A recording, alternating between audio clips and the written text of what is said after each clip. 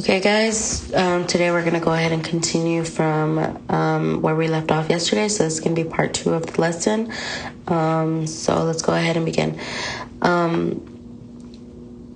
Example number 1.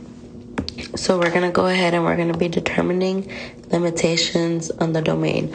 So yesterday I told you guys something about the domain when it comes to rational functions, right? So a rational function is going to mean that it is going to be a fraction, right? So for example number 1, it says determine the value of x for which this function right here, okay, is not defined. So this part right here, the not defined, is going to be pretty important, right? Because I told you guys about the denominator, okay, that the denominator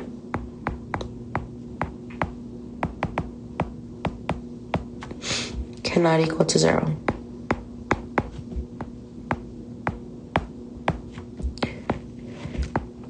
Okay, because wherever it does equal to 0, it's going to be undefined, okay?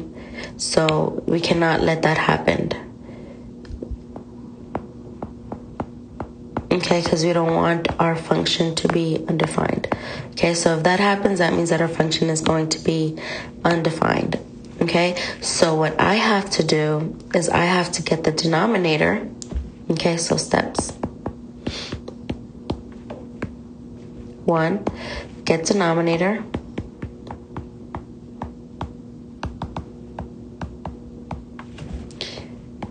And equal to 0. And then after that, you solve for x. And then that right there would be your undefined value.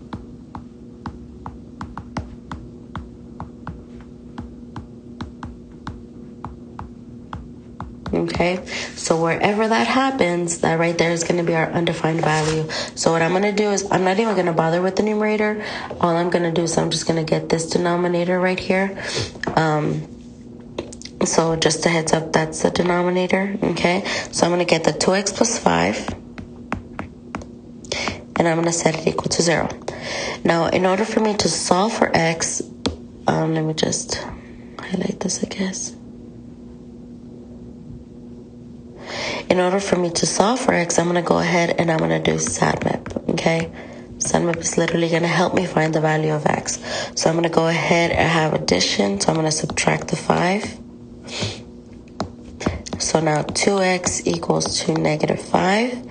And then I have multiplication. So that means that I'm going to have to divide by 2. So that means that x is going to equal to negative 5 over 2, which means x cannot equal to negative 5 over 2 for the value will be undefined.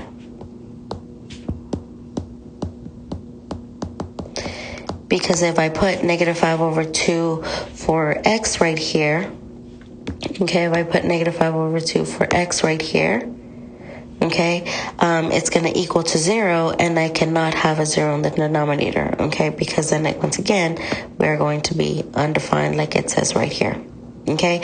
So let's just say we have another example, right? So this is example number 2. So this is example A. Let's say we have example B. Let's say we have f of x equals 6 over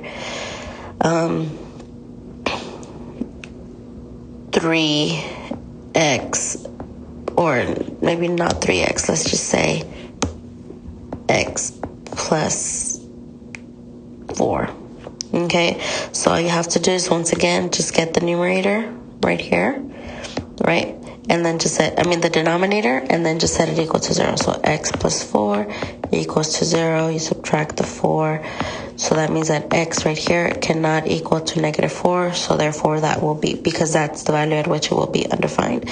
Another cool thing that this value gives you, so this is pretty cool, like these values, these x equals to, okay, those are also going to be known as your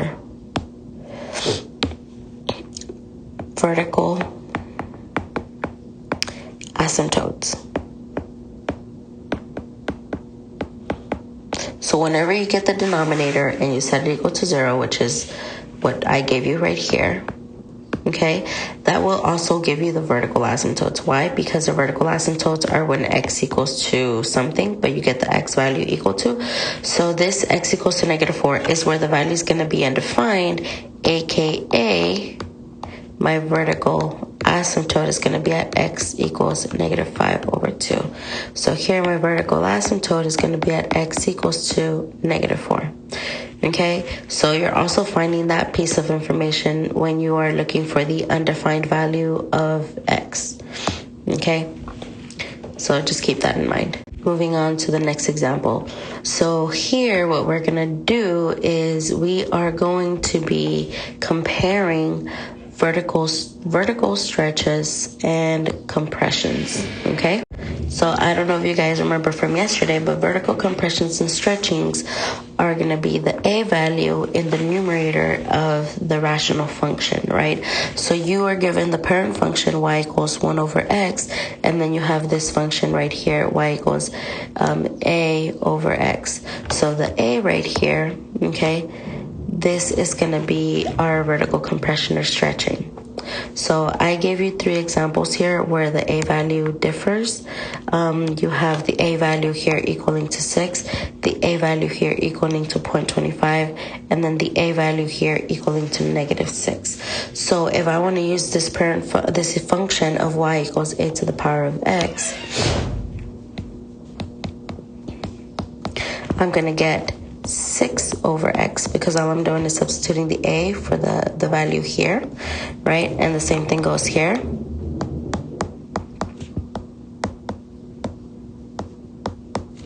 And then you also get it here.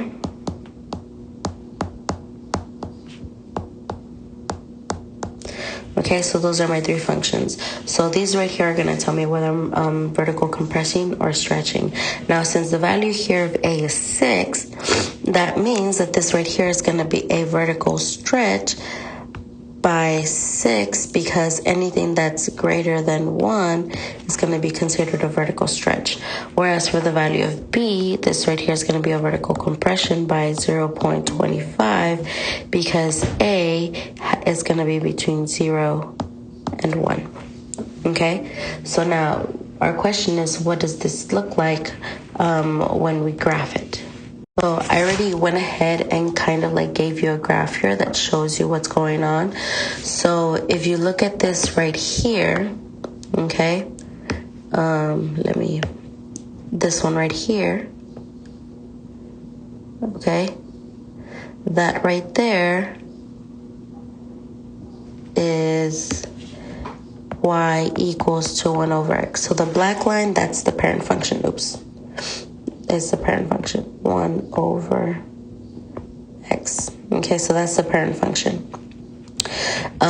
So a vertical stretch, okay, a vertical stretch, which is in red, I'm going to put this one here in red, okay, is this one right here.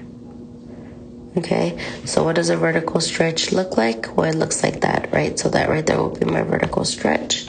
That right there would be my vertical stretch. The blue one, okay, that is the vertical compression.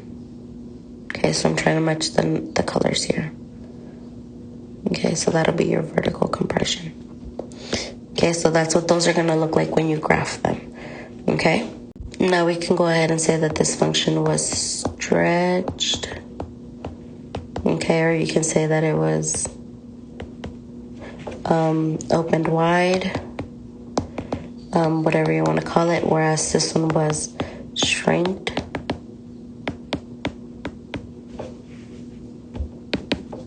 Okay, and now the next one is a equals to -6. Now, because I do have a negative right here, okay, this negative right here, that right there means that we are going to have a reflection over the x-axis. Okay, and it is also going to be vertically stretched by a factor of 6. Okay, why? Because that 6 is greater than 1, right? So now here, if we look at this again, okay, we have our parent function, which is 1 over x. Okay, so this is the original function. Okay, so that's the original parent function. Okay. And over here, okay, we have the reflection over the x-axis. So the reflection over the x-axis is going to make it go in the other direction. So this one, the original function with no reflection, is going to be on quadrant. Let me use a different color. On quadrant 1, okay, quadrant 1 and quadrant 3. Oops. So quadrant 1 and 3. Right, now whenever you have a reflection, guys, that one's going to be on quadrant 2 and quadrant 4. Okay, so just keep that in mind. Okay, reflections will be in the other direction, and because it's also a vertical stretch, if you look at the function, it's opened up wider, right? So just keep that in mind when graphing these functions. Now we're going to go ahead and move on to the next one. So here we're going to go ahead and we're going to compare horizontal stretches and compressions. Now I don't know if you guys remember that, but a horizontal stretch and compression is going to be found on the denominator in front of the x, right, which we represent as b. So if you look at this one right here, I put a value of 5 there and a value of 0.25. So that means that this right here is going to be looking for a horizontal stretch or compression, right? So if this 5 is, remember you also have to do the reciprocal, so that means that it is going to be 1/5. Okay, so we're going to have a horizontal compression by 1/5. Whereas over here, we're going to have a horizontal stretch by 4, because 0.25 is the equivalent to 1/4, and the reciprocal of 1/4 is literally just going to be 4. Okay, so if I were to graph these, I'm going to go ahead and put them on the same graph.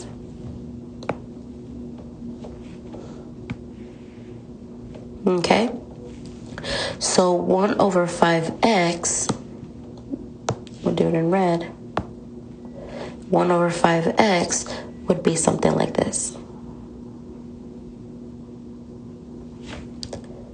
Really close, okay? Really, really close. Kind of like pointy towards the inside.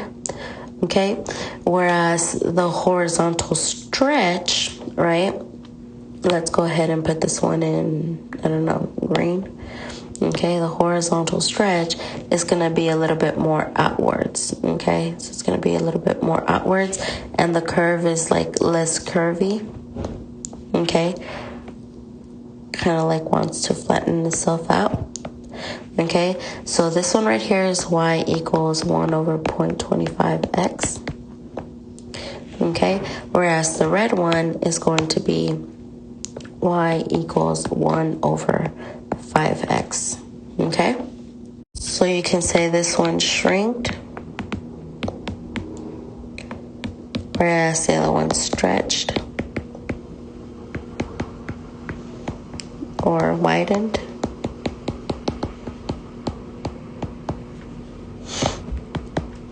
That is the end of that. So now let's move on to example number 4. Okay, so I give you 2 examples right here. We are going to graph the functions below. Okay, we're going to graph these functions below. I gave you two. First step is obviously to identify the transformation, so that's what we're going to do. So here I have this plus 3, which is in the denominator, which I told you guys yesterday was going to be h. And then this plus 1, which is on the outside, notice that it's not even a part of the fraction, right? It's not a part of the fraction, it's just completely on the outside. This right here is going to be k. So h tells me to go left or right, but I always do the opposite. So I am going to shift left by 3. Okay? And I'm also going to shift down by 1. Okay, and by the way, this is what you guys are going to have to be doing for your homework today, so just keep that in mind. Okay, now cool thing about this, guys, is that this actually tells you your vertical and horizontal asymptotes. Remember what I told you, anything here in the denominator, right, setting that equal to 0 is going to give you your what?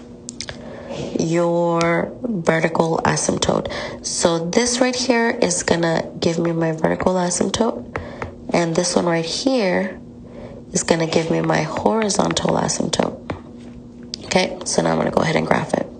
Now, when you're graphing these functions, you always start at 0, 0. Okay, so I'm going to start at 0, 0. And I am going to go left by 3. So I'm going to go left by 3. 1, 2, 3. Now, what I'm going to do, because this right here is my vertical asymptote, I'm going to go ahead and I am going to create my vertical line at x equals to -3. So this right here is my vertical asymptote at x equals to -3. Okay? And now I'm going to go ahead and I am going to do the other one, this one right here, which tells me to go down, which is my horizontal asymptote. Okay, so I'm going to go down by 1, down 1. Okay, and now instead of doing anything, I'm going to go ahead and I'm going to draw my horizontal asymptote, which is right there. Okay, now notice this one has no reflections over the x-axis or anything like that. So that means that when I draw this, I'm going to draw this on quadrants 1 and quadrant 3. Okay, so remember, quadrant 1 is this one, quadrant 2 is this one, 3, and then quadrant 4. Oops.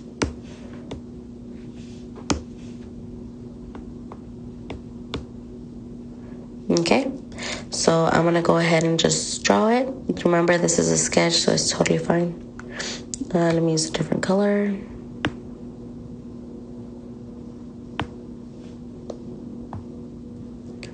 So it goes like this. Okay. And that right there is how you graph this function. Okay. So moving on to this next example. Okay. So here we have a negative, which means we are going to have a reflection over the x-axis. Meaning that now this right here is going to be on quadrants 2 and 4. Okay, the 4, right, it's on the numerator, so that means that right there is going to be a vertical stretch by 4. The -2, which is h, and then this is k, and this is a. The -2 is going to tell me to shift right by 2. So that means that right there is going to be my vertical asymptote. Oops, I should have told you guys this over here. This right here is going to be a horizontal asymptote of y equals to -1.